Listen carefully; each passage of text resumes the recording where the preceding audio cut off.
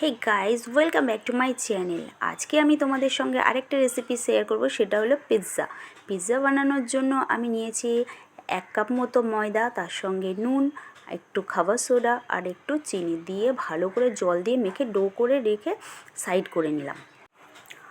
অন্য পাত্রে দিয়ে দিলাম 1 টেবিল স্পুন মতো বাটারটা যেই গরম হয়ে গেছে, গলে গেছে, তার মধ্যে দিয়ে দিলাম মাংস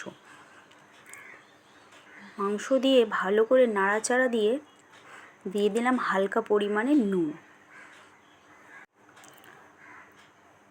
নুন দেওয়ার পরে যে জলটা বেরিয়েছিল সেটা শুকনো শুকনো করে তার মধ্যে দিয়ে দিলাম হলুদ গুঁড়ো, জিরে ধনের গুঁড়ো আর শুকনো লঙ্কার গুঁড়ো।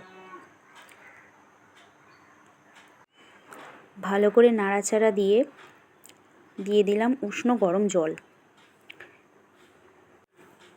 দিয়ে সিদ্ধ হওয়ার জন্য ছেড়ে দিলাম কিছুক্ষণের জন্য, দিয়ে চাপা দিয়ে রেখে দিলাম। মাংসটা সিদ্ধ হয়ে আসলে নামিয়ে রেখে দিলাম। তারপর আমি ময়দার ডোটাকে ভালো করে বেলে নিলাম। তারপরে আমি একটা পেপার কেটে গোল করতে গিয়েছিলাম, কিন্তু ডিজাইন হয়ে গেছে, তো ভালোই লাগছে। তার উপরে বাটার দিয়ে আমি ওই বেলা রুটিটাকে ওর মধ্যে রেখে দিলাম। তারপরে আমি একটা কাঁটা চামচ নিয়ে ফুটো ফুটো করে নিলাম। ফুটো ফুটো করার পরে একে একে দিয়ে দিলাম আমি পিৎজা সসটাকে ভালো করে মাখিয়ে নিলাম। দিলাম মেয়োনিজটাকেও ভালো করে সারা রুটিতে আমি মাখিয়ে নিলাম। দিয়েছি পেঁয়াজের কিউব, তারপরে দিয়েছি ক্যাপসিকাম কিউব, তারপরে অ্যাড করেছি গাজরের কিউব, তারপর টমেটো কিউব,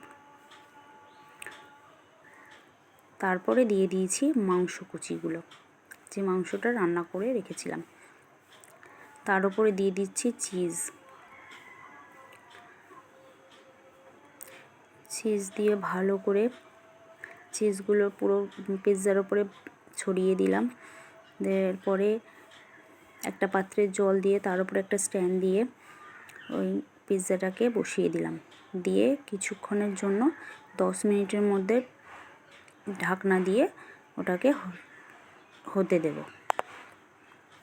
10 মিনিট পরে ঢাকনা খুলে দেখে নিলাম ঠিক হয়েছে কি, হয়ে গিয়েছিল।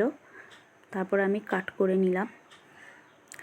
খেতে কিন্তু দারুণ হয়েছিল, খুবই সুন্দর হয়েছিল।